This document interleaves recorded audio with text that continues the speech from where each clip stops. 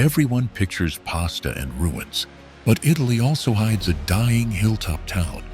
Civita di Bagnoregio sits on a crumbling tuff plug.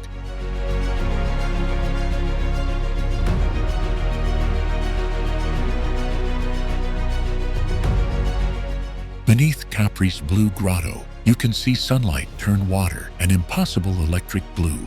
And in Rome, the Colosseum once staged full-scale naval battles, flooding the arena to reenact sea fights for emperors.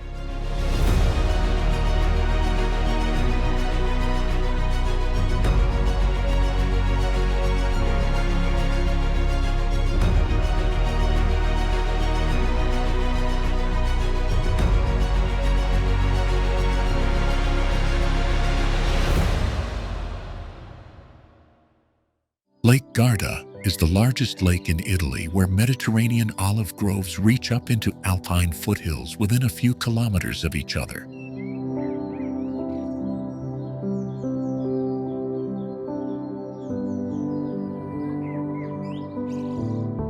Do you know Lake Garda's Monte Baldo Ridge harbors over 2,000 plant species, including rare orchids and alpine endemics, found nowhere else in Europe?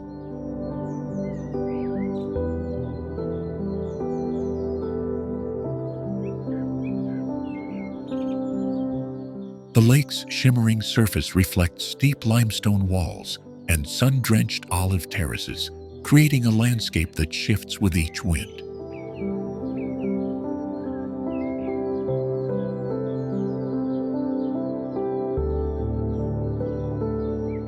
Local thermal springs at Sirmione and the ancient Scaliger fortress at Malsesine show how geology and history entwine around the same shoreline.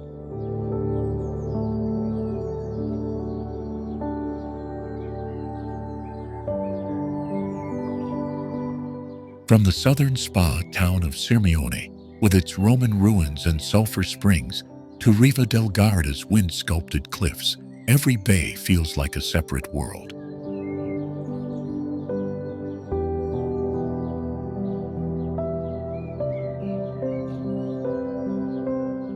This patchwork of micro-landscapes made Lake Garda a crossroads for Roman roads and medieval trade, and today it draws sailors, cyclists, and botanists alike.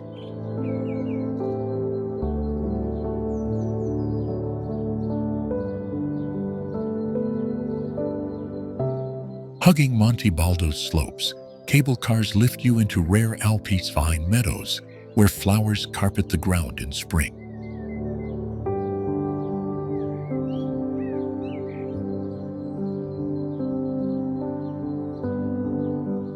These same slopes feed streams and cascades that plunge into crystal coves, linking the high ridges to the lake's deep, clear heart.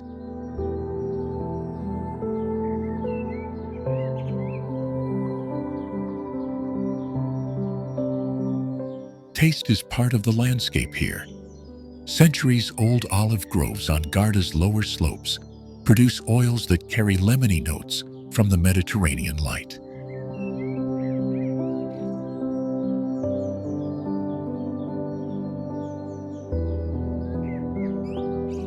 The fishing villages still pull out lake trout and sardines, preparing dishes that map the lake's unique marriage of climates.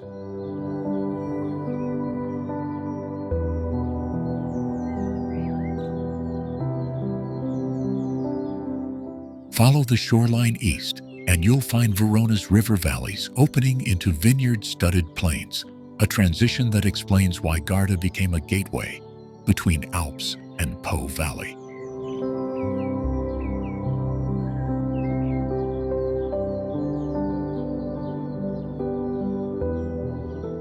That connection is why the same winds that sculpted the lake gave rise to vineyards producing wines you can trace back to Roman villas nearby Sioi.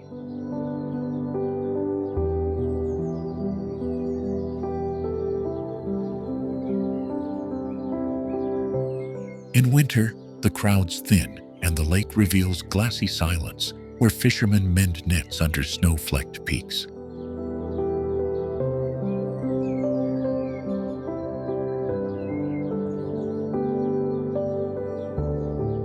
These seasonal moods keep Lake Garda a secret corridor between mountains and the Mediterranean, leading quietly to the next Italian wonder.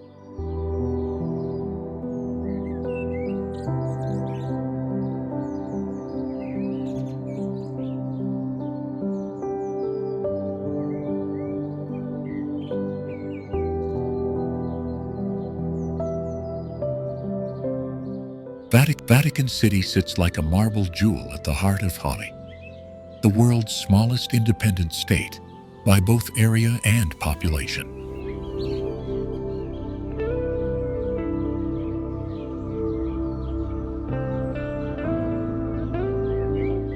Within its walls, St. Peter's Basilica rises as one of humanity's grandest architectural statements, built above the reputed tomb of the Apostle Peter.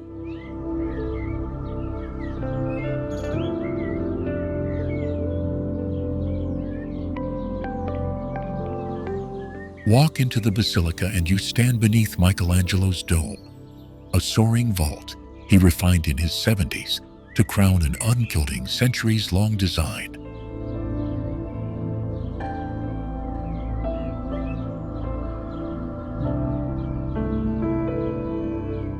Beneath that dome lies Bernini's baldachin, a bronze canopy so monumental it marks the spiritual center of Catholicism and hides the high altar where popes once celebrated Mass.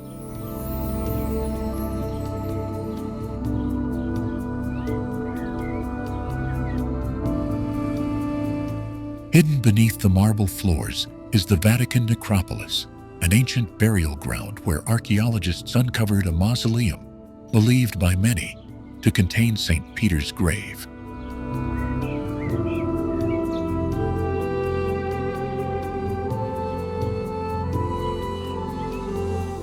Climb the 551 steps to the dome's summit, and you'll step from dim stone into a panorama that makes Rome itself look like a map spread at your feet.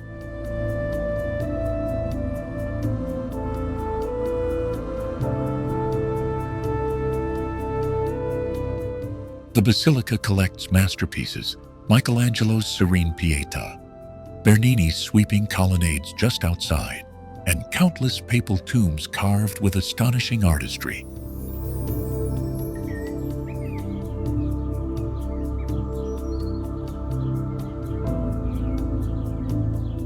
Outside, Bernini's colonnade embraces visitors with 4 rows of Doric columns, a visual hug meant to symbolize the church gathering the faithful from every direction.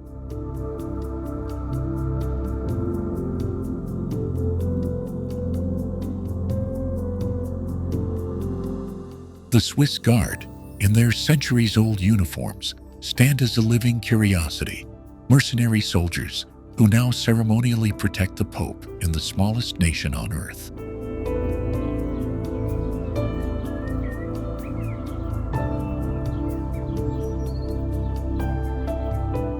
Nearby, the Vatican Apostolic Archives guard documents that include letters from emperors, medieval charters, and secrets that scholars still unravel.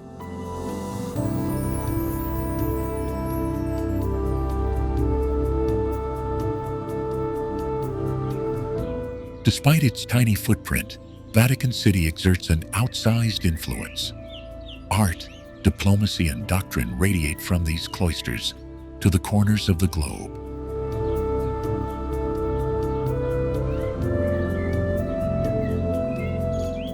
Even the gates are stories, forged and repurposed through wars and jubilees, each dent and polish a record of passage and devotion.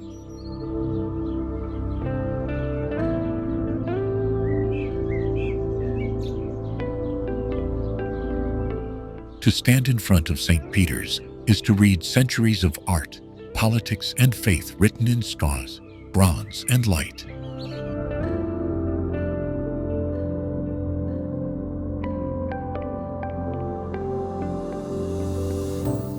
And as you leave the piazza, Bernini's columns seem to close behind you like pages turning, inviting one more glance before the secret of the basilica settles into memory.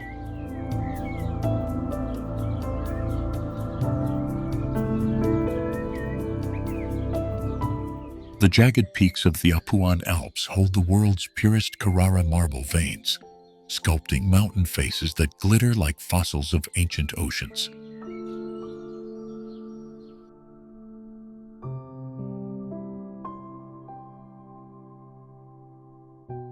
Do you know that the Apuan Alps conceal secret karst caves and sinkholes that feed underground rivers as clear as glass and colder than the seas below?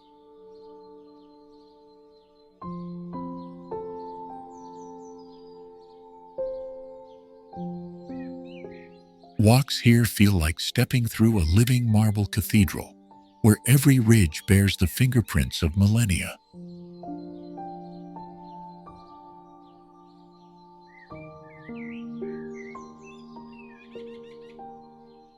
Local quarrymen still coax luminous blocks from the hills, connecting these silent heights to the ateliers of Michelangelo and modern sculptors alike.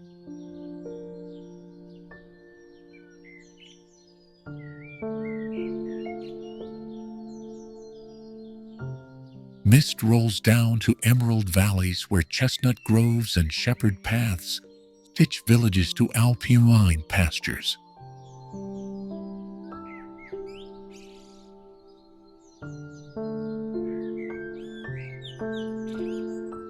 From those villages, ancient mule tracks snake toward the marble quarries, a living thread that ties human history to geological wonder.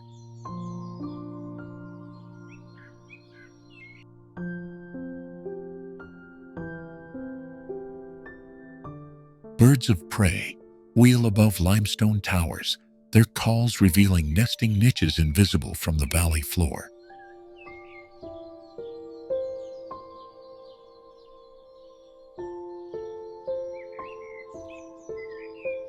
Hikers who follow narrow ridgelines can emerge unexpectedly into panoramas that sweep north to the Po Plain and west to the Tyrrhenian Sea.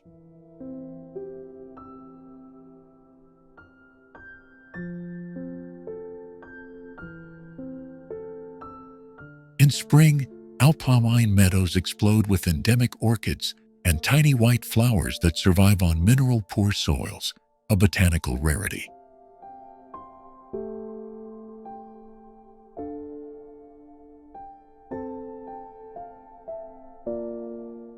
Such pockets of life cling to fractures where ancient seas left shells trapped in stone, linking the Apuan Alps to distant marine histories.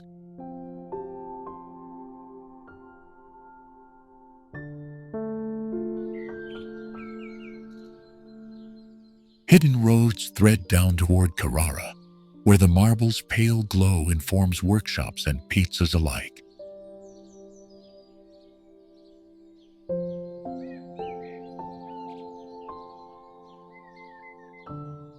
From there, the coast waits, making the transition from mountain stone to the salt-slick terraces of Liguria feel almost inevitable.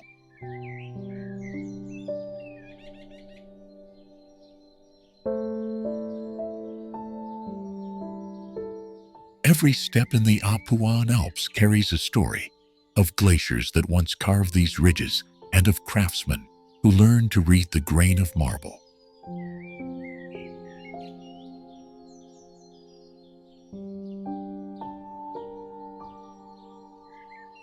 Stay with us, and you'll trace that vein from quarry floor to sculpture hall, discovering how geology became art and how art reshaped the land.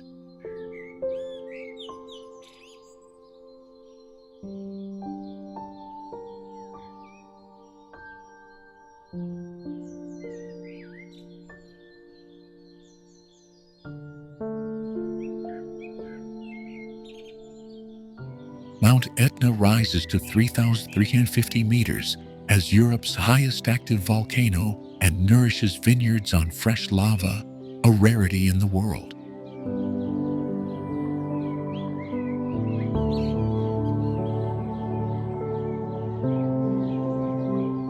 Do you know Mount Etna is one of the few places where you can ski on volcanic slopes and hours later taste wines grown on centuries-old lava terraces?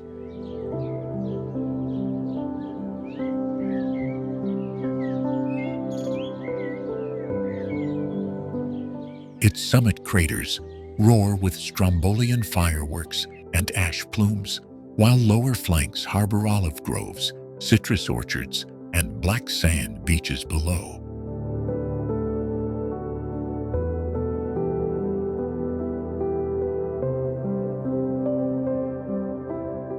Local farmers cultivate Nerello Mascalese grapes in soils made from cooled magma, producing wines with a mineral signature found almost nowhere else.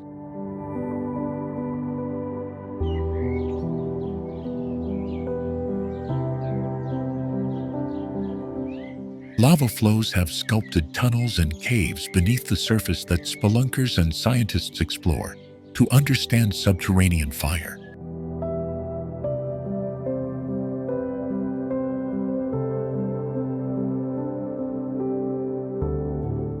Villages like Nicolosi and Zaffarana cling to terraces that tell a story of repeated destruction and rebirth, each eruption rewriting the map.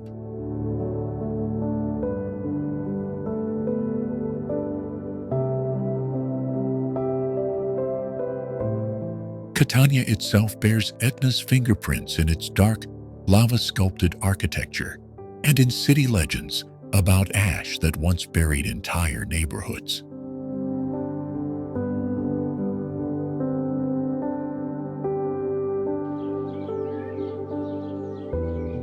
Yet the volcano also feeds the coastline, pushing new land into the Ionian Sea and shaping beaches and harbors used since antiquity.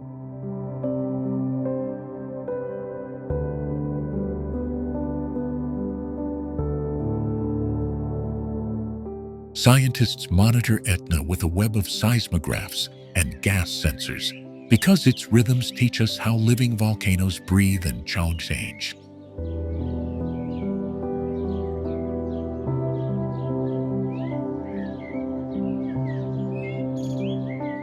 Tourists hike with guides to watch incandescent fountains, while geologists map fresh flows, offering a rare chance to witness Earth's construction in real time.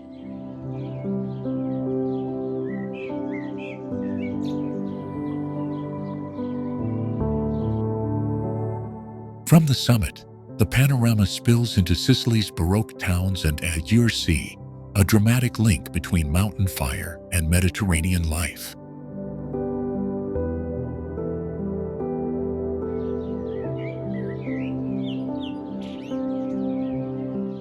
This contrast, snow on black rock, vineyards beside molten scars, connects Etna to other Sicilian landscapes like Taormina's cliffs and the Aeolian Islands' volcanic chain.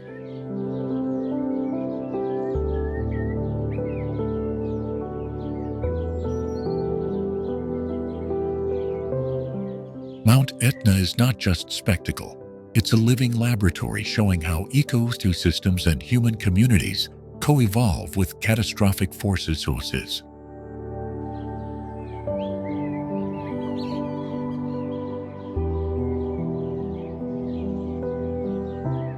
If you think you know volcanoes, Etna will surprise you with its pastoral fields threaded through lava and its constant reinvention.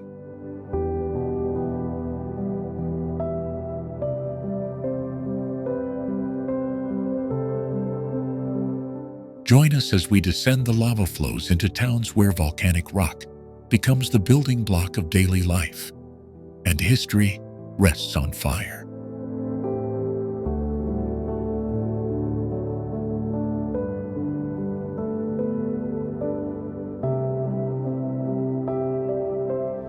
The Amalfi Coast's cliffside terraces trap warm air and sea spray, enabling Sfusato Amalfitano lemons to grow at elevations over 400 meters, a biological oddity in Mediterranean agriculture.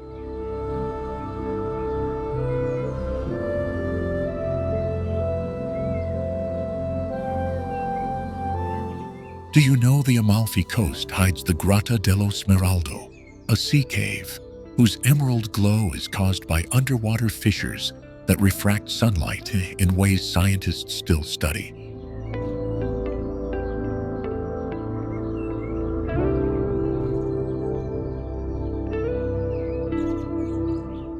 Small villages like Positano cascade down rock faces in pastel layers, connected by stairways that feel less like streets and more like living sculptures.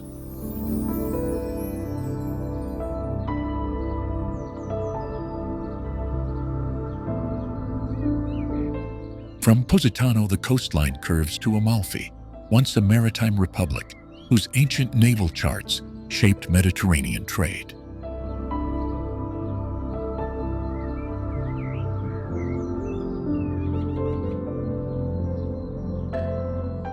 Amalfi's papermakers preserved a medieval craft, and their thin, fibrous sheets still tell the stories of sailors and saints.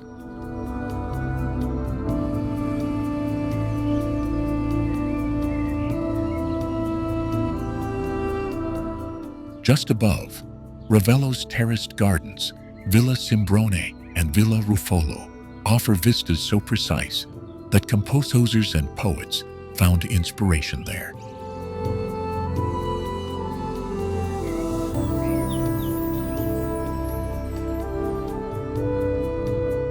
Between these villages, narrow coastal roads carve into cliffs, where the sea has formed hidden fjords, like the Fiordo di Furore, a pocket inlet hugged by steep walls.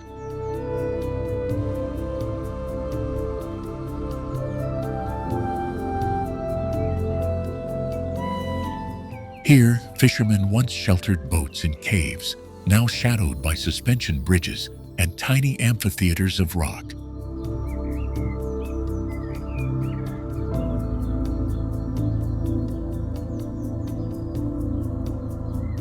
Drive along the SS 163, and you'll pass lemon groves, Byzantine churches, and ruins that whisper of shipwrights and silk merchants.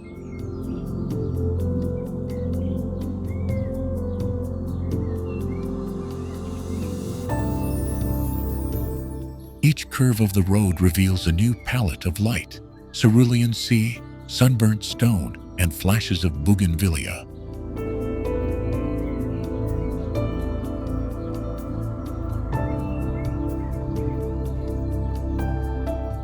Locals still harvest lemons by hand, pressing them into limoncello and preserving peel in crystalline jars, rituals unchanged for centuries.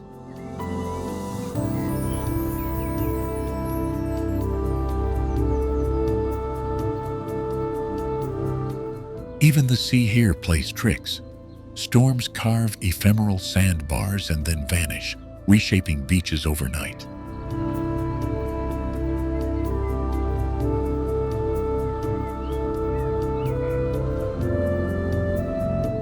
Yet the coast's fragility is real. Landslides and erosion threaten the very terraces that sustain its unique microclimates.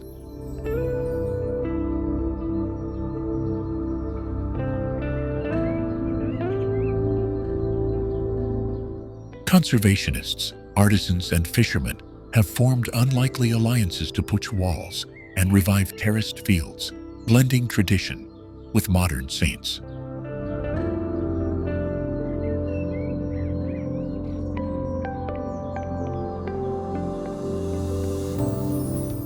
To understand the Amalfi Coast is to trace how geology, sea, and human tenacity carved not just a landscape, but a living culture.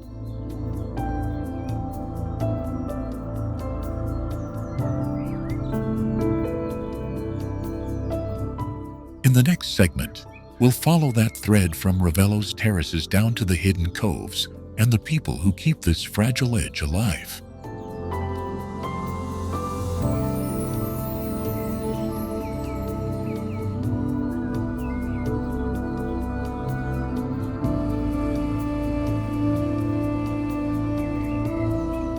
Perched at the terminus of Rome's ancient Aqua Virgo, the Trevi Fountain is one of the world's grandest Baroque spectacles.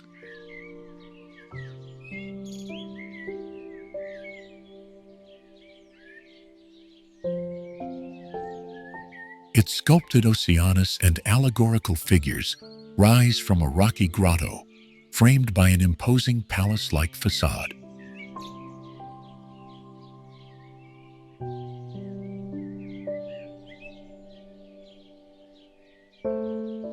built between 1732 and 1762 under Nicola Salvi and finished by Pietro Bracci. The fountain stitches myth and urban engineering together.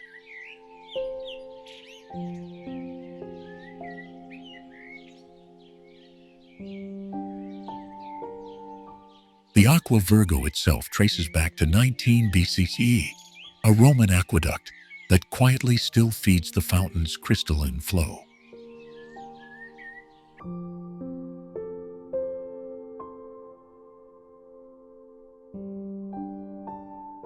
Tradition says toss a coin over your left shoulder to guarantee a return to Mai, and millions oblige each year.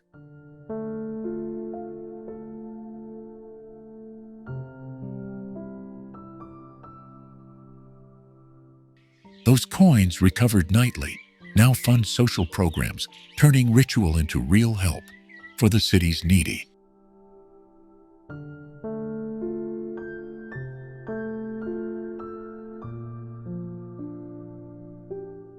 Look closer, and you'll see tiny details. Tritons wrestling with seahorses, reliefs of abundance and health, and Latin inscriptions that time almost erases.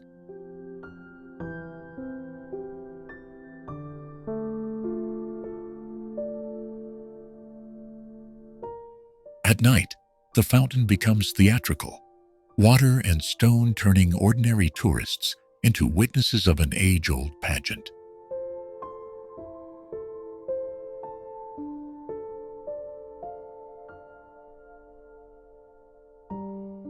But its drama is more than ornament. The design cleverly channels and hides hydraulic mechanics, merging utility with theatrical illusion.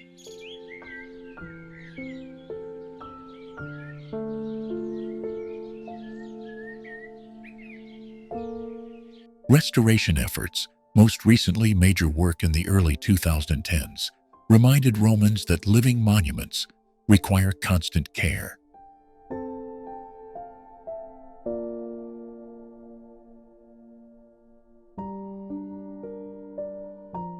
The Trevi splash has seeped into global culture.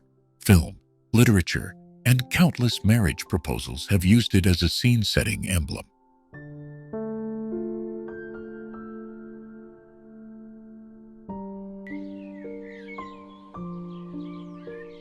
Yet despite its fame, small corners around the basin still hold secrets. Graffiti etched by centuries, tiny votive coins, a pattern of where only locals know how to read.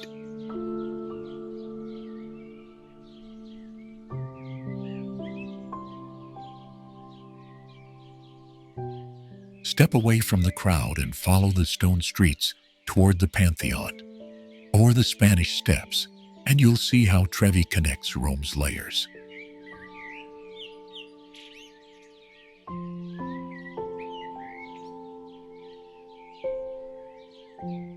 In that passage, the fountain is not an endpoint, but a hinge, swinging visitors between ancient aqueducts and living piazzas.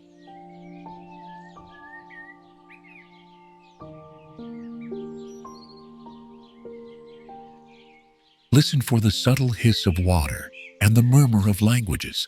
They form an invisible chorus that gives the fountain its living rhythm.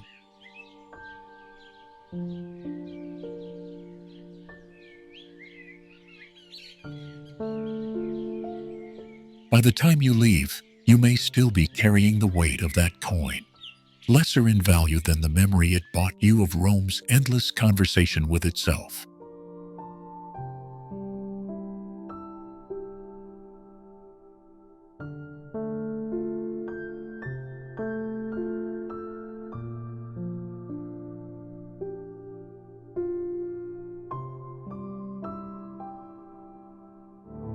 Val d'Orcia's rolling hills form a near-perfect Renaissance composition of fields and cypress avenues, recognized as the UNESCO World Heritage Cultural Landscape.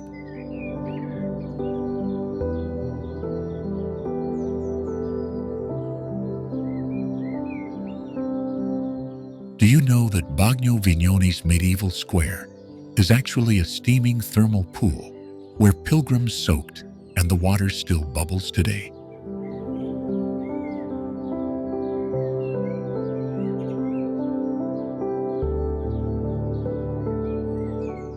From that warm mineral heart, the road climbs past lone stone farmhouses and vineyards that produce Brunello di Montalcino, one of Italy's most celebrated wines.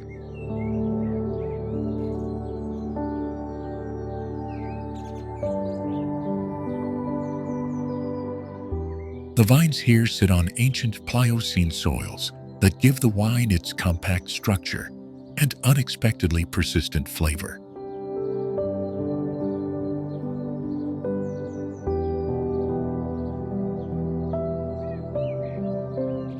Pienza, the ideal city, redesigned in the 15th century by Pope Pius II, offers streets and viewpoints intentionally framed to mirror Renaissance ideals of proportion.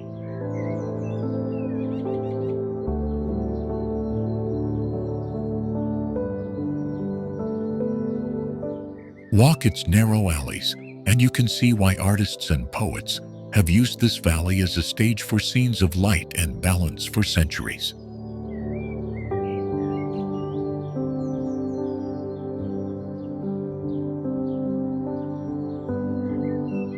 Cypress trees, planted in precise lines along ridges and lanes, act like living rulers that draw the eye from one hilltop chapel to the next.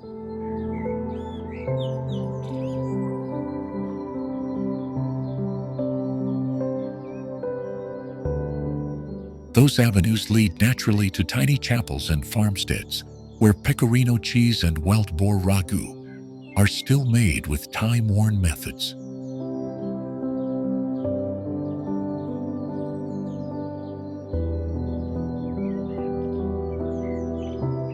At sunrise, the valley turns to a patchwork of gold and umber, and at dusk the shadows carve theatrical shapes into terraces and gullies.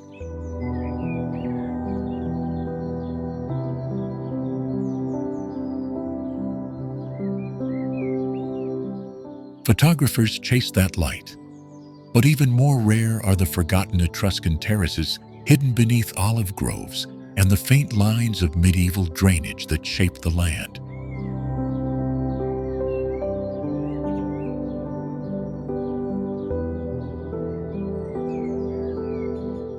In winter, fog settles low and the lids of the thermal pools steam like ancient cauldrons, while in summer, row upon row of sun-browned wheat ripples like an ocean.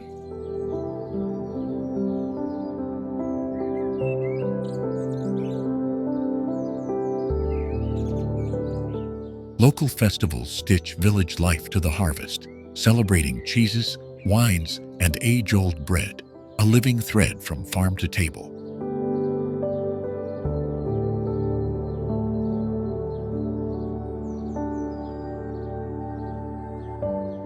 From Val d'Orcia's ridges, you can spot distant volcanic cones that whisper of the region's fiery past, a geological secret tucked beneath pastoral calm.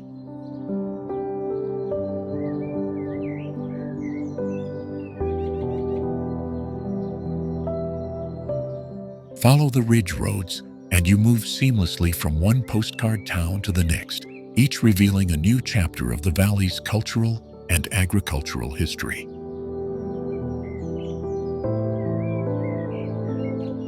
Later in the film, we'll trace those stories through the hands that tend the vines, the makers of pecorino, and the stewards who guard the valley's views.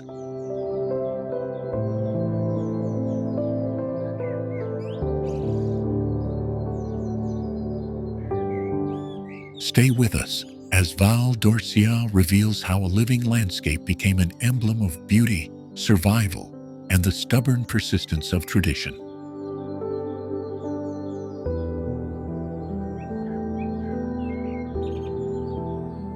Among the world's rarest natural spectacles, the Dolomites in Italy burst into a rose-gold glow at sunset known as Enrosadira.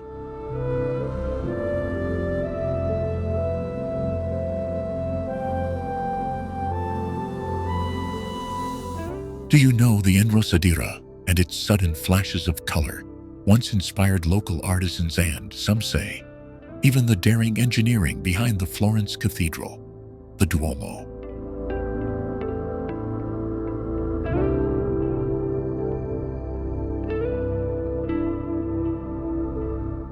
Perched at the heart of Florence, the Duomo's brick shell rises 114 meters above the square and carries an engineering secret that baffled contemporaries for centuries.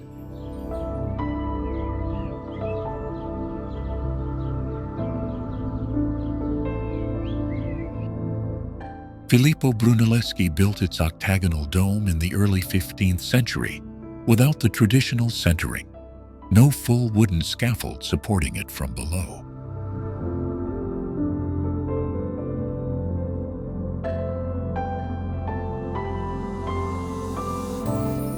Instead, he invented new machines and used a herringbone brick pattern that locked each course together like a self-supporting shell.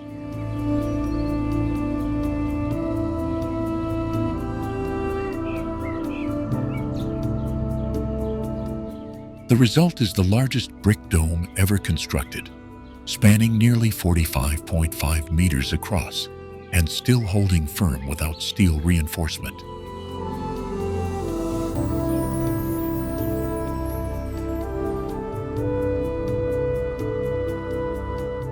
Inside, the dome is a cavern of color, where Vasari and Zuccari painted a vast Last Judgment that seems to swirl you toward the lantern above.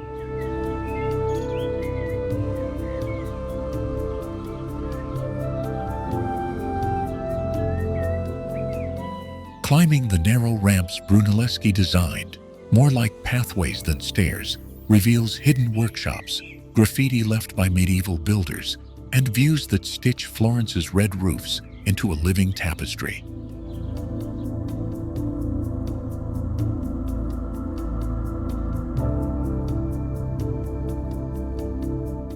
The Duomo also hides curious symbols, a small carved rooster once used as a lightning rod marker, and a plaque that records payments to masons in florins that tell a human story behind the stone.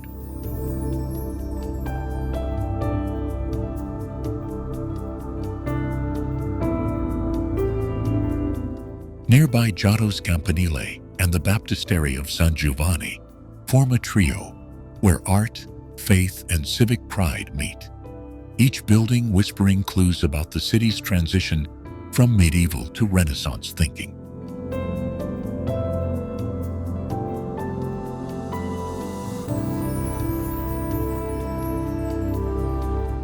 Brunelleschi's workshop became a laboratory of engineering. He devised hoists, scaffolds, and reversing gears so revolutionary that some tools remained secret until after his death.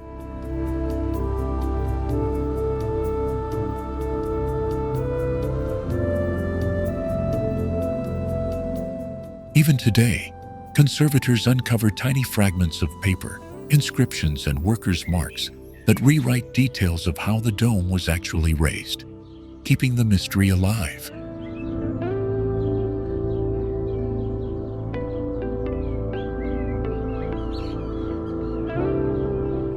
The Duomo's marble facade, added centuries later, is a collage of green, pink, and white stones that frame the dome like a jewel set into the city's skyline.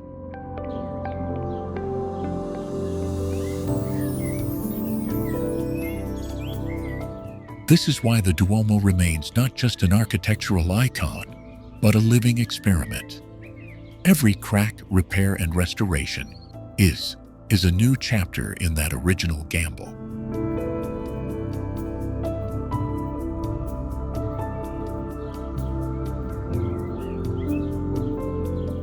And as we move from the natural spectacle of the Dolomites to the human-made miracle of Brunelleschi's dome, we begin to see Italy not as a collection of sites, but as a chain of sparks, each one igniting the next.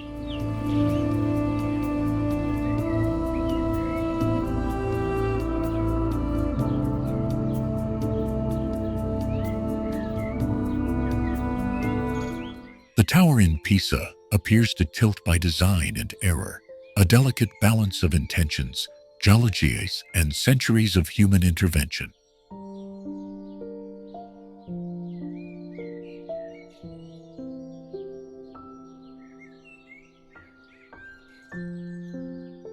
At 56 meters tall, its lean is not merely a sight, It's a story of soft subsoil, heavy marble, and a medieval city that refused to demolish what time had slanted.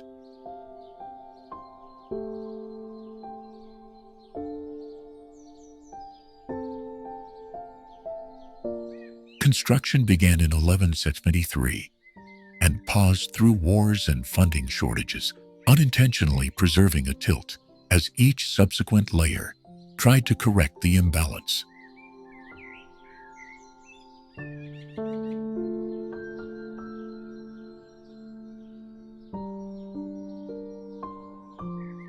Engineers, architects, and gardeners watched as the tower leaned, straightened slightly, and leaned again, producing one of the most stubborn landmarks in human history.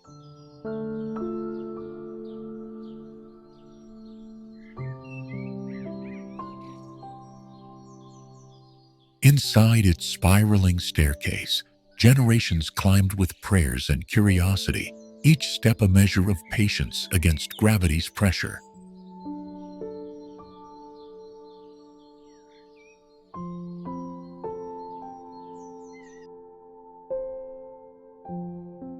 The tower's 8 bells still chime, though modern visitors come not for sermons, but for the impossible photograph that makes hands hold up the sky so toasty.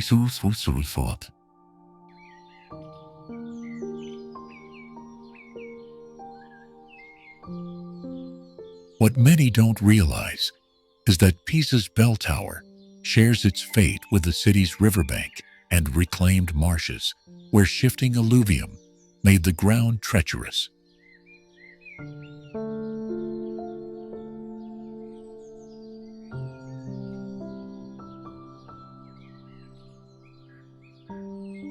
That same soft soil once made Pisa a bustling port, and later, the very thing that bent its monuments into slanted poetry.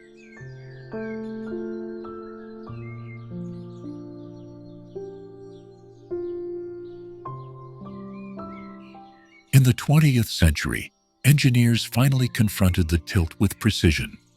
Soil extraction, counterweights, and subtle corrections that saved the tower.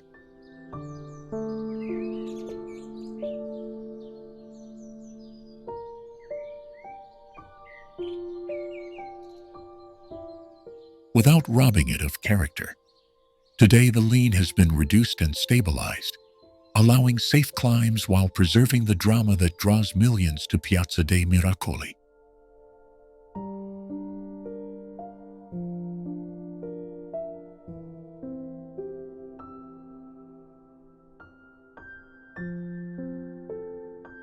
Perched on a pillar of volcanic tuff, Civita di Bagnoregio seems to float above a honeycombed valley.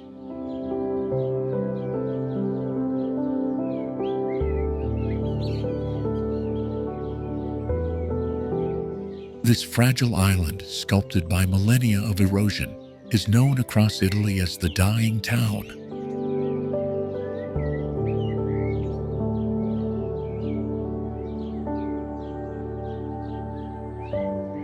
Visitors cross a single narrow pedestrian bridge to enter streets that have not changed since medieval times.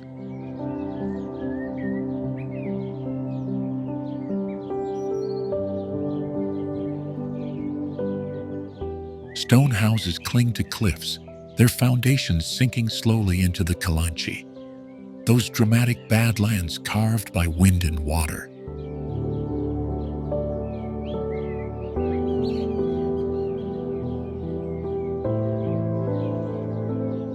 Only a handful of residents remain, giving the town an almost theatrical silence that sharpens every footstep.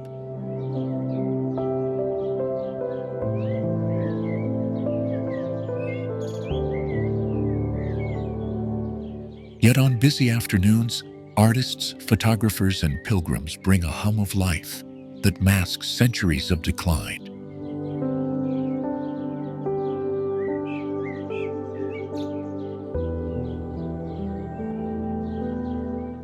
Beneath the town, caverns and tunnels cut into tough tell of ancient Etruscan and medieval engineering.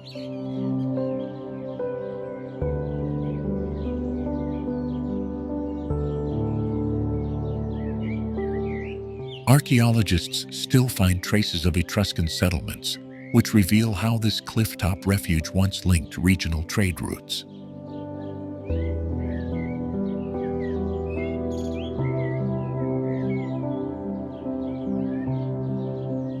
The Church of San Donato sits at the highest point, offering a panorama of crumbling ridges and cultivated terraces.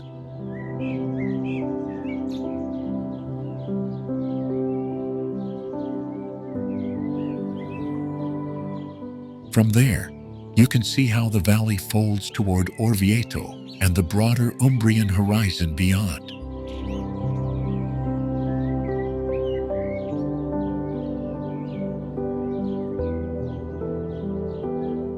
Civita's narrow lanes funnel visitors into small piazzas where local bakers sell bread once made from volcanic, soil-grown grains.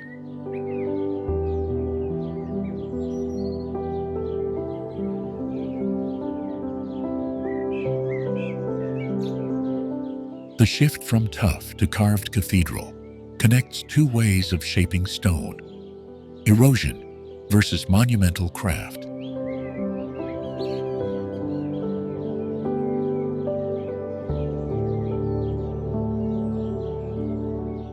Travelers who leave Civita find the landscape bending toward vineyards and hill towns that tell the same slow story.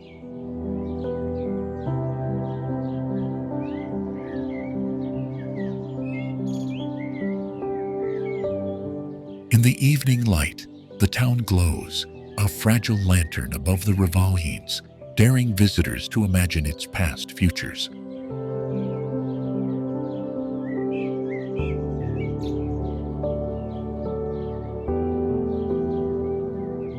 Civita di Bagnoregio teaches that beauty and impermanence can coexist, and that every path leads onward through Italy's layered history.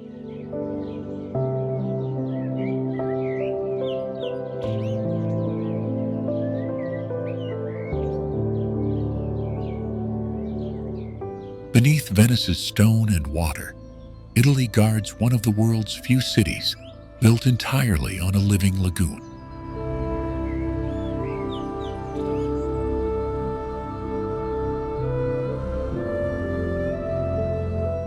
Do you know the Venetian lagoon's anaerobic mud preserved the wooden piles under Venice's palaces, letting them stand for over 1,000 years?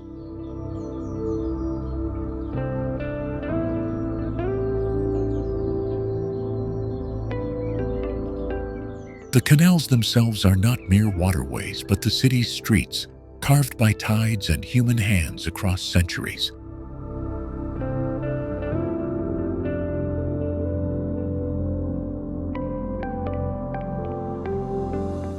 Gondolas glide like living archives, their lacquered hulls reflecting facades that lean toward the water after centuries of settlement.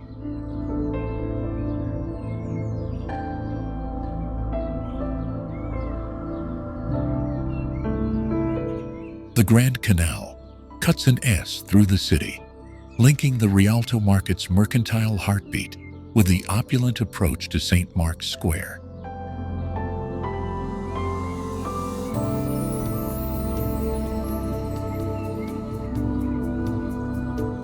Follow its bends, and you'll trace the story of trade, salt, and silk that turned Venice into a maritime republic.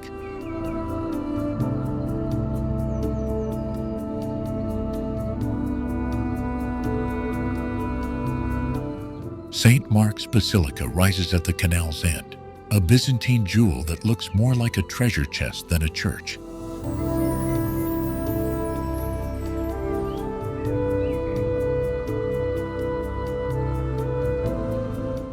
Its domes and gold mosaics glimmer with materials brought from Constantinople and beyond, each tessera a fragment of global history.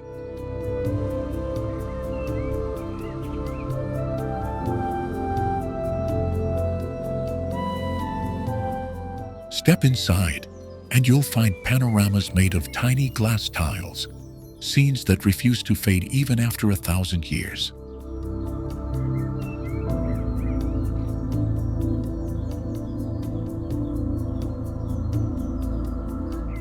Above the altar hangs the Pala d'Oro, a Byzantine altarpiece studded with gems that testifies to Venice's exchange of art and faith.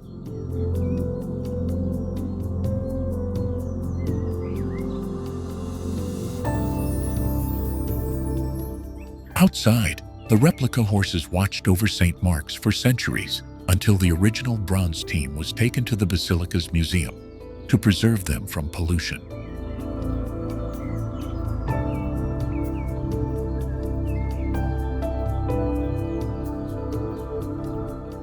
Their story bridges conquest and conservation, echoing how Venice constantly negotiates survival with splendor.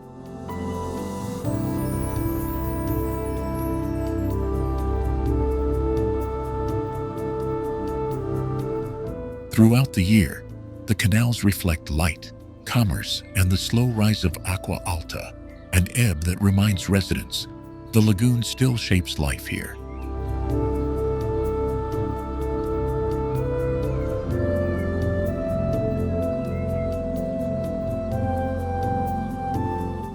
If you think you know Venice from pictures, wait until you hear the creak of a gondolier's oar and see how the city breathes with the tide.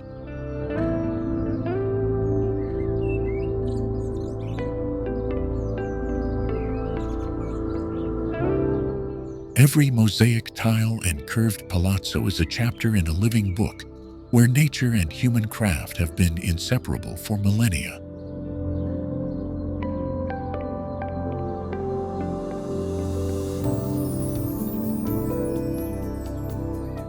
This is where canal and basilica meet to tell Italy's most liquid and luminous stories.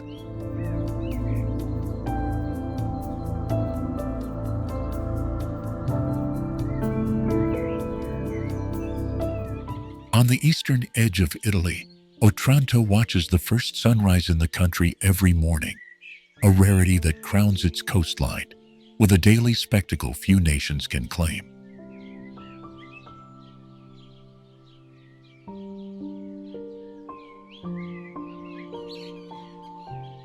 Do you know Otranto's cathedral hides a 12th century mosaic floor so intricate it maps myth, scripture, and local history surrounding relics of the Etna 13 martyrs that still stir debates among historians.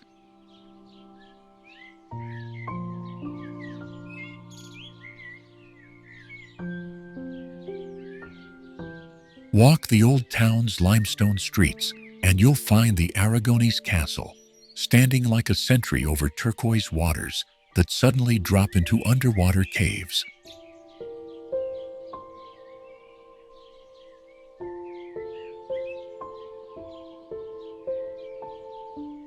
Those caves, like Zinzulusa and the Grotta dei Santi, were carved by karst action into dramatic caverns where stalactites meet the sea, and ancient sailors carved votive marks.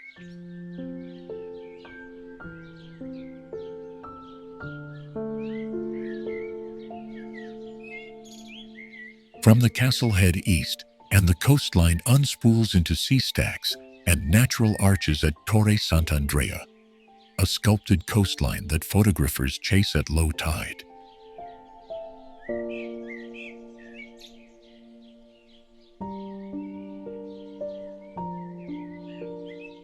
The same shoreline funnels into Porto Badisco, a pebble inlet whispered in ancient myths, as the landing place of Aeneas, connecting legend with the present.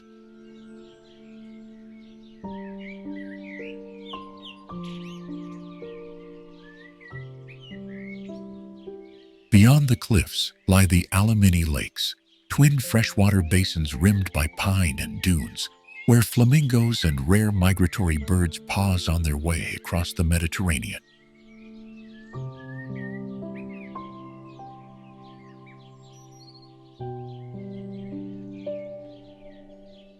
Those wetlands link directly back to the sea through a fragile ribbon of Posidonia meadows, some of the most important oxygen-producing seagrass habitats in the world.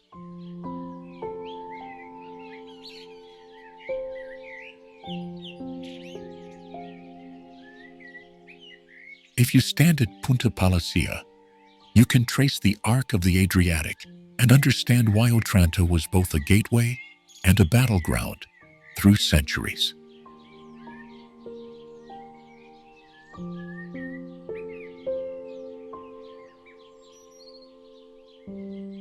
The lighthouse there marks not just geography, but memory, because in 1480 and 1537, invaders landed here, leaving stories etched into local stone and song.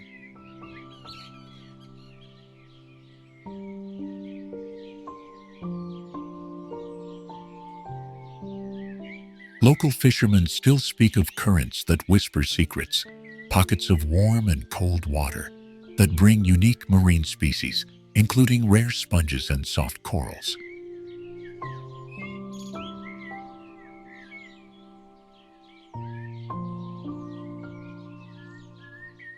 Those living reefs sustain traditional fishing and a seasonal swim culture that migrates from the piazza to the cliffside at dusk.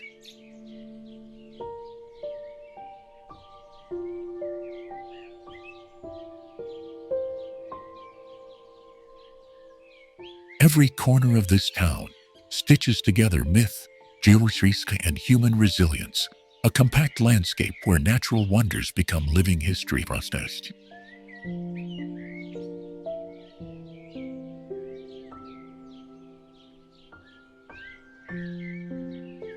Stay with us, and we'll follow the coastline.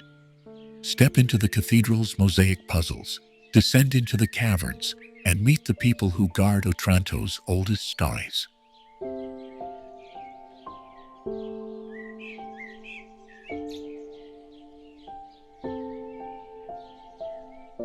From the marble shimmering facades of Carrara to the sun-bleached stairways of Amalfi, Italy, is a living mosaic of landscapes and histories.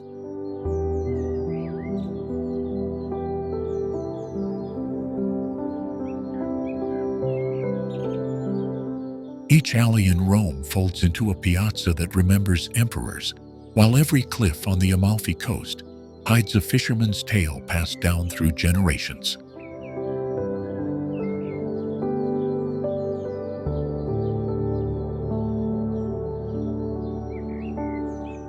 The hilltop vineyards of Tuscany give way to Florence's copper domes, whose shadows spill into canals that eventually lead to the lagoon city of Venice.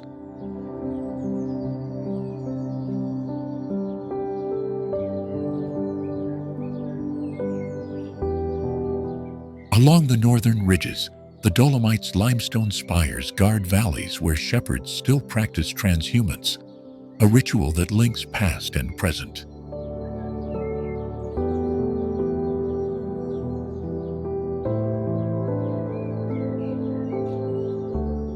Sicily's layered cuisine whispers of Greek temples and Arab bazaars, and then, like a surprise in a story, the tiny island of Pantelleria reveals volcanic hot springs and ancient stone saunas.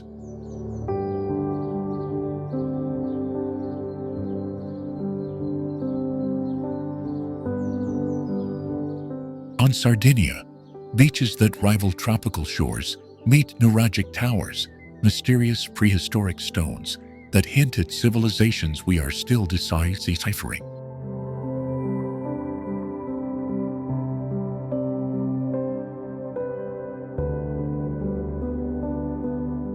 Drive the narrow coastal road from Cinque Terre, and you'll find villages stitched to cliffs, each doorway opening to a different dialect, a different recipe, a different sunset.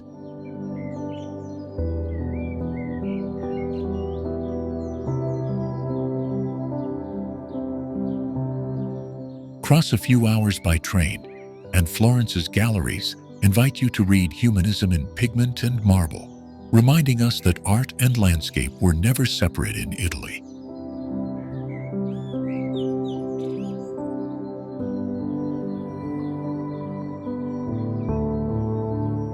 What ties these places together is not only geology or architecture, but a continuity of craft. Glassblowers in Murano, teaching techniques that echo Roman glassmakers, fishermen in Amalfi mending nets with knots used for centuries.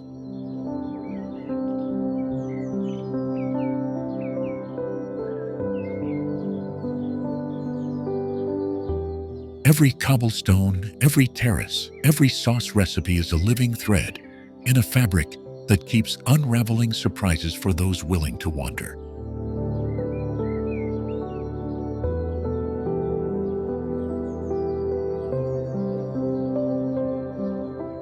If you've only seen Italy's postcards, the real country will surprise you with subterranean lakes, invisible vineyards, and sunsets that slide into ancient songs.